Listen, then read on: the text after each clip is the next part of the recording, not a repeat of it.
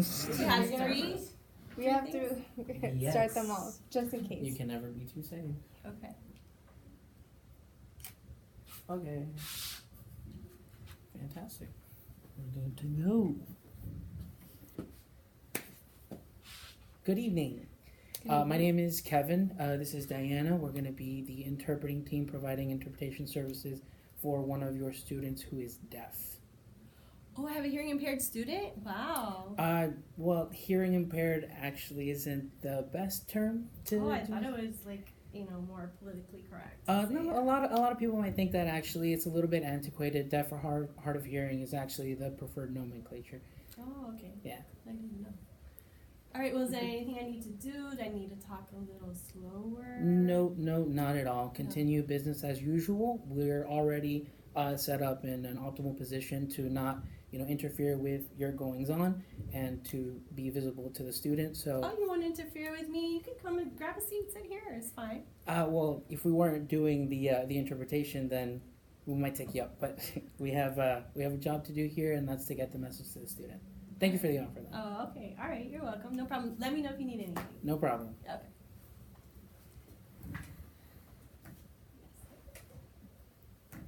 All right, so we are going to continue with our book, Master the NIC, the written workbook by Shauna McGee. All right. You know an interpreting student who is trying to get intern hours. One day, when you are going to interpret in a college class, you see her chatting with the deaf student. When they see you, the interpreting intern states that she met the deaf person at a deaf club and asked if it was okay to observe the class. The deaf person agreed, but the interpreting student never asked you to intern under you. Is everybody listening? I'm not sure we understand the question. I don't know if it was a question or it was just. They're never questions. It's just a situation. And what would you do, basically? I mean, you need to be a certified interpreter, right, in order to. You need to be a certified interpreter, right? He just wanted to observe. Let's just say, before I took over the internship, it wasn't like that, but I set that policy.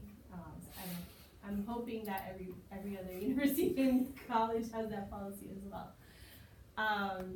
But yeah, okay, so that would be a good question.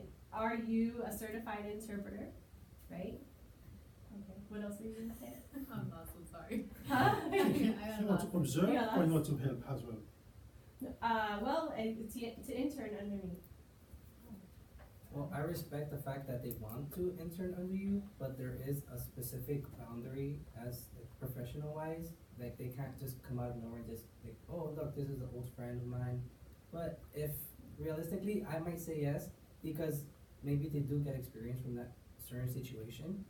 But depending how well in the situation well versed I am in. But personally, I feel like I'll let them internship.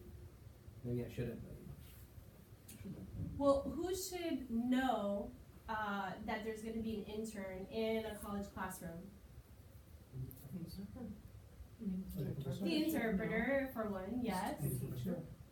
The professor, and of course the student, yeah. So all three should be aware and agree to have an intern in the class. So that's one thing. And then I liked how Grace talked about you need to be at least a certified interpreter to mentor an intern. Maybe they could stay and observe for that particular class. Maybe, but if the professor doesn't know about it, you'll have to speak with the professor first, because that's just an extra person in the class, and they're gonna wonder, who is this person? Because not anyone can just come in a classroom, in any class. Well, I guess if you say that too, chances are as the interpreter, you've gone through some kind of background check to be in the school, and this person who wants to intern with you hasn't done that. So there may be some. Well, it's in a college setting, so technically they, if they're a contracted interpreter, they might not be like have a background check. If they're a staff interpreter, yeah. And then if it was a K through 12 interpreter, then yes, of course. And then to even step foot in the schools nowadays, it's a lot more difficult. So they would have to get an ID downtown and all that stuff. So that's a big process. Yeah, so there's a lot of factors involved before you intern, and you know, I'm trying my best to get placed and stuff. That's good. So you're here for if you're here for the next class, then you know we have a speaker, and she's gonna talk about the internship. As long as everything goes smoothly, she'll be there. But she's gonna also talk about the internship opportunities she has. She's the interpreter coordinator at Palm Beach County Schools, and so she's been working with me, and she's been great. Like she even offers summer opportunities, which is like unheard of, you know. So with interns, so it's really a great opportunity for us. I mean, of course, it's north, so it's great for the people that are more north. So down south, a little bit less opportunities, but they're there, so it's good. All right, so let's move on to the next one. You are good friends with an interpreter in your area. You know she has been volunteering her time, making phone calls for the Republican Party for the upcoming election.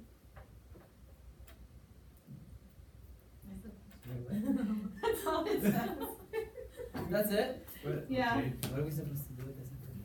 I think I know where they're trying to lead it. I feel like it's a mistake. Is it like a conflict of incomplete now. interest? You know what I mean? Maybe. As somebody who is an interpreter, you're going to one side. I mean, can she then effectively only be a Republican interpreter, or can she also work for the Democrats and the Whig Party, or whatever party, the Socialist Party? They have to be fair on all sides. Is that really what they're kind of going for? That could be it. I think a big important word in that statement was friend. You know, sometimes like in these situations when you start talking about friends, Uh-huh. is the fact that you need to keep that boundary Mhm. separate. So maybe in this situation it's gonna be the same. Right. So a lot of times, you know, you say, just don't talk about politics or religion Religions, with yeah. other people. It's just it could be touchy subjects for some people. You know, not to say that you can never do it, but you know, in general, especially if you're coworkers, it says you're good friends. I mean, but even with friends, it could get sticky talking about that type of stuff.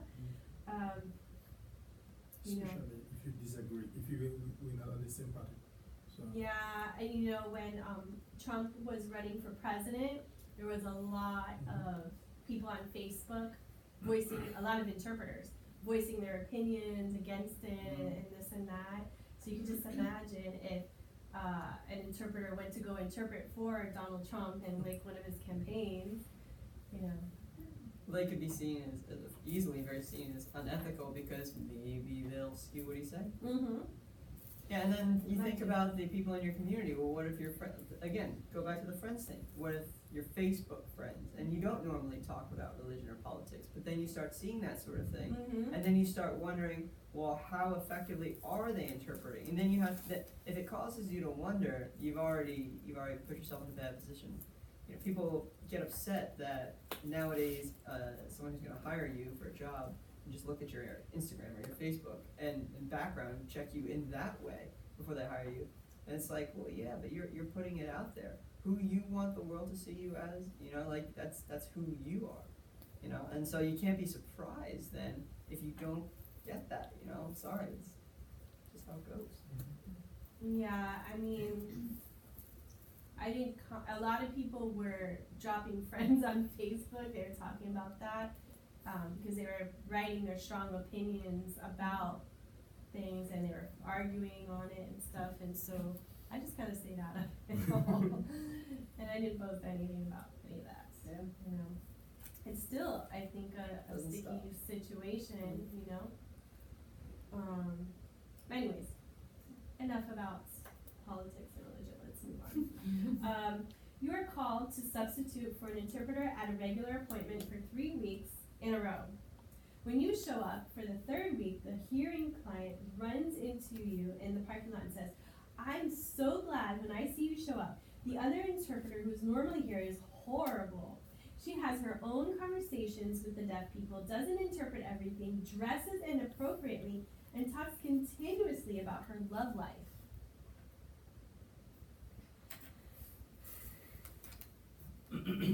So, so in that situation, I think it would be best to notify the client that if they do have any complaints, to direct them towards the agency if they do work for one, or who they contracted the interpreter from.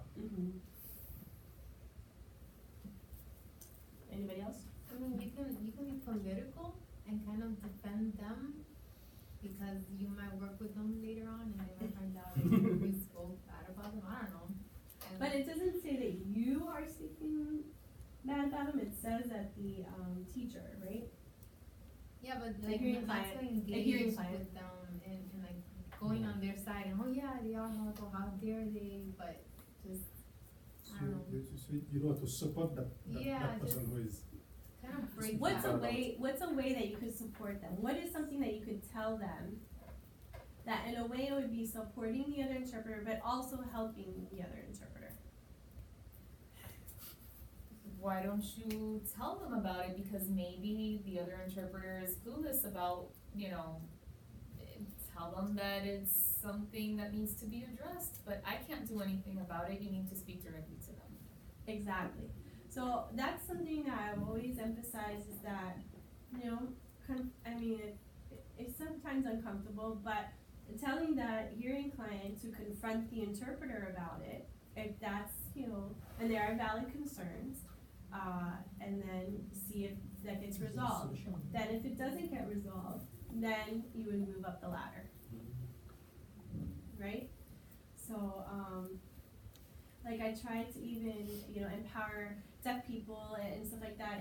They always feel, like they're gonna hurt the interpreter's feelings, right? And just, saying, look, this is your education or whatever it is, and it's really important. And so, just to confront them, and how are they gonna improve? How am I gonna know that I'm doing something wrong if you don't tell me, right? And to give them that chance to improve. So I like, always at least confronting the interpreter first, and then seeing what happens. Alright, moving on. Your agency calls you to interpret at a college medical class at a school you've never been to before. When class is about to start, the teacher asks if there are prayer requests. The deaf student sees that you are confused and informs you that this is a private and religious school. Your agency never informed you of this because if they had, you would have passed it on to another interpreter, since you don't share the same religious views as the school. Back to religion.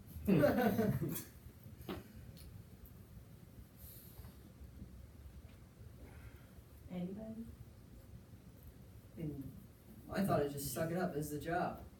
Just do the job for the day and find more information in the future. I mean, what are you gonna do? Freeze in the moment and not to, do what the service is needed. It's gonna make the agency look bad, and it's gonna possibly prevent you from doing other jobs in the future. I don't know. I take a lot of jobs I don't like. You gotta get money. You gotta work, and there's people who need help. Yeah. If you know earlier, maybe you will change it to someone else, but you're already there. But is that even fair to the deaf client? Because you may or may not even realize it, but sometimes if you have a different point of view or a different opinion, you might not notice it, but there's like nuances or some kind of expression on your face that could be there that you might not consciously be doing it, but it's there, and it's kind of insinuating, oh, I don't believe this or whatever it is, and you may or may not be doing it on purpose. Some people can just put that aside, but this person is blatantly saying, if I would have known, I would have said, absolutely not, I'm not taking this assignment and pass it on. So if it would affect this person, what are their options? Call the agency and ask them to send somebody else. call the agency and ask them to send somebody else. Okay. Are you They might working not in- have enough time to do that, depends when the event is scheduled, so our time is it right now, when you get at the point, maybe it's too late to send someone else. Yeah, it might be, but let's say, I mean, you know that this is something that you cannot be interpreting, cause you're just, you cannot interpret it impartially, you just cannot. Sure, I think maybe Sure, what you're your looking for feelings. is just to let the people in charge know that you cannot give an effective impartial interpretation, even Mhm. though you want to, because of all the things that we mentioned, Right. you know, it's not possible and it's not fair to the consumers who need that, and you wish you could, but you just can't.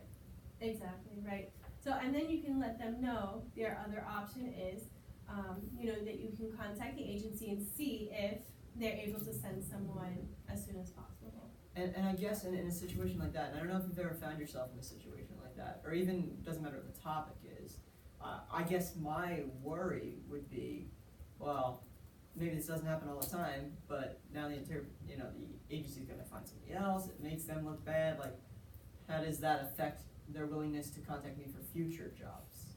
If they know that in a way, it's like, oh, he just can't do the job. Well, technically, if you tell them the reason why, or you don't have to necessarily tell them an exact reason, but you could just say, you know, there's a conflict of interest, which is always a good term or expression to use. There's a conflict of interest, so unfortunately I'm not gonna be able to continue with this assignment. Can you please send another interpreter? You know, and so it depends how you handle it. If you handle it professionally, they're gonna respect you, you know? And it also depends on the agency. You know, what type of agency are you working for? Do they just send you anywhere and they don't care? Or is it someone that's gonna say, oh, I know this interpreter is a good fit for this assignment, you know, let's try and, you know, fit them around. So I will tell you a story. When I was not certified, I was working for, back then it was the Deaf Services Bureau. But so they hired me in the summertime. I wasn't certified. I think at the time it was either a QA1 or a QA3. Quality assurance. That was the old screening test for Florida.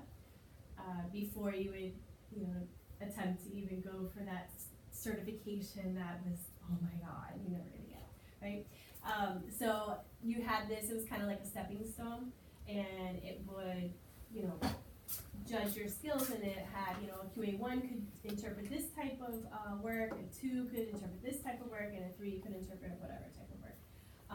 And so at the time, you know, I was a QA, and I did not have certification, and they sent me to a hospital, and they said, oh, it's just doctor's rounds, and the doctor's just gonna come and check on the patient, see how they're doing, and that's it. It's probably gonna be a 5-10 minute job, and you'll be out of there, no problem. I said, okay, great. So I get there, and the patient is pregnant, ready to like give birth, and the doctor comes, and they talk about how they're going to do a C-section right now, and then afterwards they're gonna take her straight to surgery to remove the cancerous whatever, tumor or something that she had. So not only was she pregnant, but she had cancer, and they're gonna do a C-section, and they're expecting me, of course, as the interpreter, to go in there for the C-section. You know, that's typical protocol, and because you're awake, and you know, me as a non-certified interpreter, I said, I don't think so. So I immediately called the agency and said, hey, you know, this is a little more escalated than just some doctors around seeing how you're doing. You need to send another interpreter ASAP, right away. She's about to go into surgery. I'm not ready for surgery, right, at this time. It's a little different. So there was another person there. It was a really sticky situation because there was another person there that was an interpreter. And I was a certified interpreter, and kept trying to take over, you know, and obviously knew more than I did. You know, knew the patient, was friends with the patient, and better skills than I had. But it's a very sticky situation because it's a liability. A hospital is hiring me to interpret, and here you have someone that you didn't hire trying to interpret everything. So that's another sticky situation. And it just so happens right before they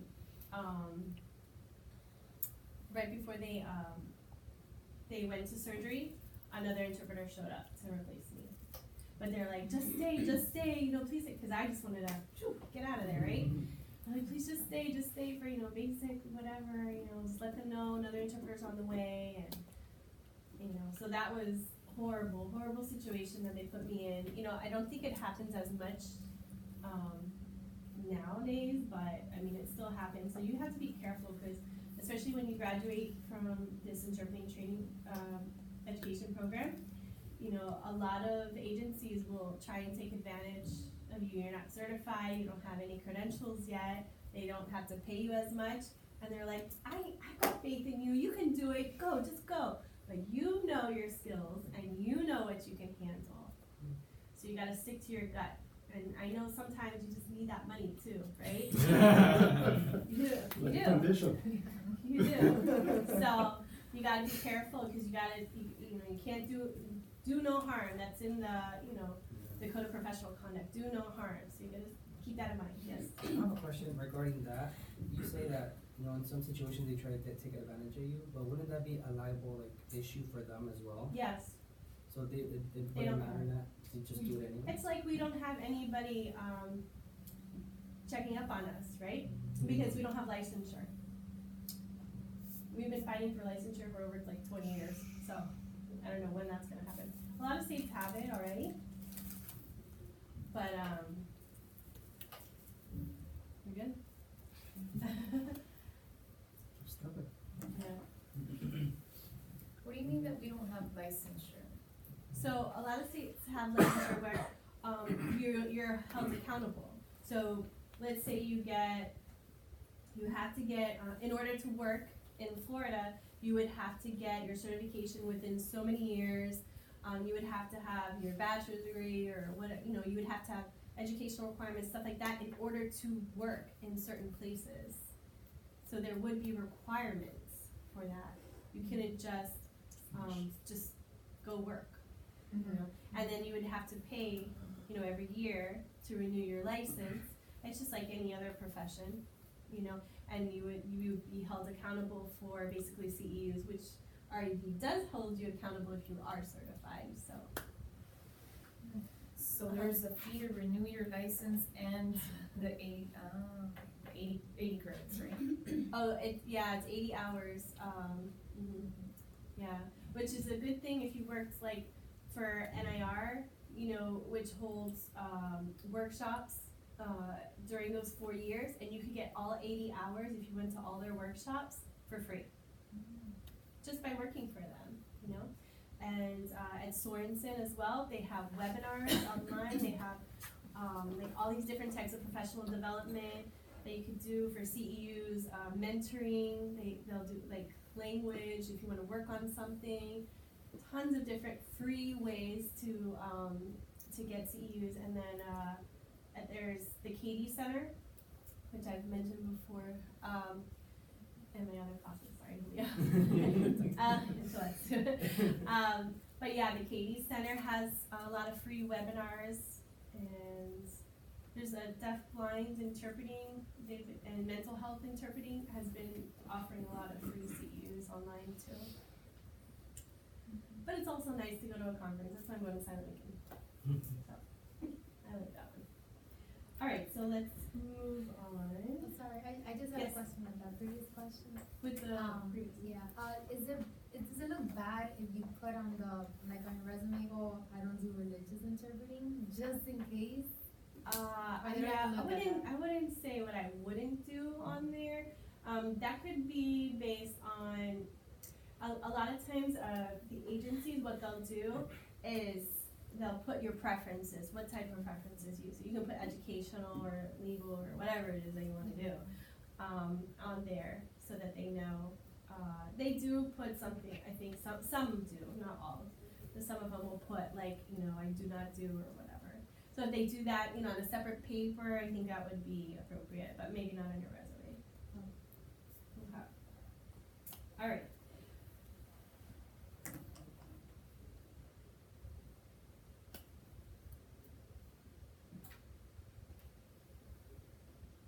Okay, you are an interpreter for 2 deaf kids going to a crafts class in the community. One day while interpreting, the 2 deaf kids start bickering back and forth, saying things like, "Stop touching me," and "You kick me first."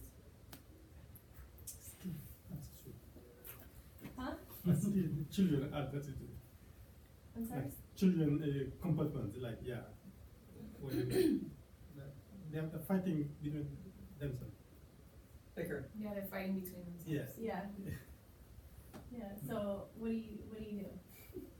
I mean, you interpret, but I guess based on the pyramid responsibility, can you reprimand them, like stop or no? You can't do that? Cause they're young or no? So this would be like a class like they It's either kids, I don't know how young they are, but it's a class in the community, But the a thing is, craft class in the community. if you don't do anything, so you won't be able to continue interpreting. So you have to do something to make them stop. What do you think? Well, the way I saw it was that if it was like a normal, like a school, like normally, it would be up to the teacher to discipline them, like to tell them to stop, and you would like, interpret what they were doing, and then the teacher would be responsible to deal with that. But How since- would they know what they're doing? That's true. Are the 2 kids bickering the deaf clients? Or are they just 2 kids bickering? 2 deaf kids that are bickering. Okay. So how would the teacher know that they're bickering? You can tell them. You have to tell them. What do you mean tell them? You have to go up to the teacher and tell them this is what's going on between. Or? That's a good question. Or send the kids. Hmm? Send the kids to the teacher. So Send the kids? yeah, the teacher cannot understand them because you're the interpreter. But you could tell the teacher what's going on, or you could do your job and interpret what's going on. Right? So sometimes we favor the hearing person over the deaf people sometimes. So like when you're in like a K-12 setting or a college setting and the deaf person is being disruptive in the class, the kid is being disruptive in the class, well, how does the teacher know that they're being disruptive? You just voice everything in. You interpret. You just start talking right in the middle of the teacher. Yeah. Yeah. Yeah. Now, I've had some teachers say to me, "Don't worry about it, I don't care, it's fine, I can see them, you know, or whatever." And then I don't, but, yeah, and sometimes it's a sticky situation because then the deaf person is like, "Oh, I don't like the interpreter, or they interpret everything or whatever," right? You know, I can't do anything. You know, cause other students, they can whisper. So they can kind of hide their signing, right? But if I see it, it's fair game, right? Yeah, it is. So, you know, it's hard sometimes because you develop a rapport with the kids and, you know, Narc on them. yeah, you're the talisman, right? Basically, but you're doing your job, so. I guess you could try to give like the mama eye, you know, the knock it off eye. I mean, if you have that relationship with the student, Yeah. you know, give them that eye that what you're doing is inappropriate, and if they don't get it, then yeah, you know, just keep going. Yeah, some typical protocol would just be, you just interpret.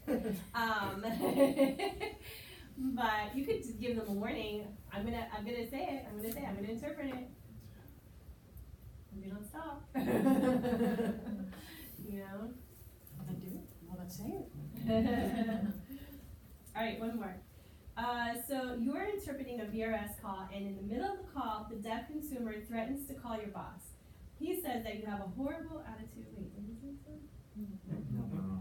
He said horrible again, but okay. He says that you have a horrible attitude when you are interpreting. You know that your attitude is part of the interpretation because the hearing person is being very snotty.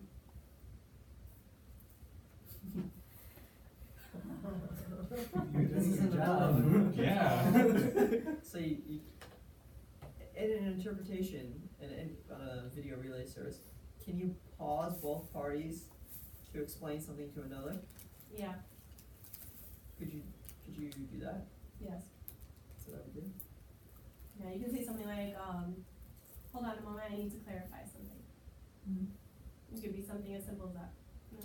I would finish my interpretation and just like, okay, whatever, do what you need to do, and then later talk to my boss privately and explain to them what the situation was as far as how the interpretation needed to be, needed to include that attitude. So you wouldn't explain anything to? Not until afterward, when it's just me and my boss alone. Let them do whatever they need to do. If they wanna report me, they can report me, and I'll handle it later. Because right now, my attention is with the deaf client. Well, the deaf client is the one that is Oh, looking I at you. misunderstood. Okay, so the deaf client is saying that you have an attitude. Yeah, you're matching the hearing speaker. So I would tell them, it's not me, it's the hearing person that's I'm talking to matching- you like that. Yeah, I'm matching what I'm hearing. Yeah, just explain it to the deaf client. yeah. It's almost like when hearing people, look at you when you're saying something, and they look at you and it's like, you kind of have to point to them. It's not me, it's them. Remember, basically, and so kind of reminding the deaf person, no, that's not me. It's the hearing caller, right? Matched with their attitude. I just interpret all the feelings, so that's why I think Yeah. exactly. Exactly. Just like you would do it the other way, right? If the deaf client were getting upset with whoever they're talking to, you're gonna raise your voice. or Yeah. Try to match what their Yeah. emotions are, you've gotta match it back to the other one as well. Right, and so if the hearing person is like, can you please stop yelling at me on the phone? Then you interpret that, right? The deaf person, stop yelling at me. Intonation. All right, we're done. Lord. Okay, so hopefully you're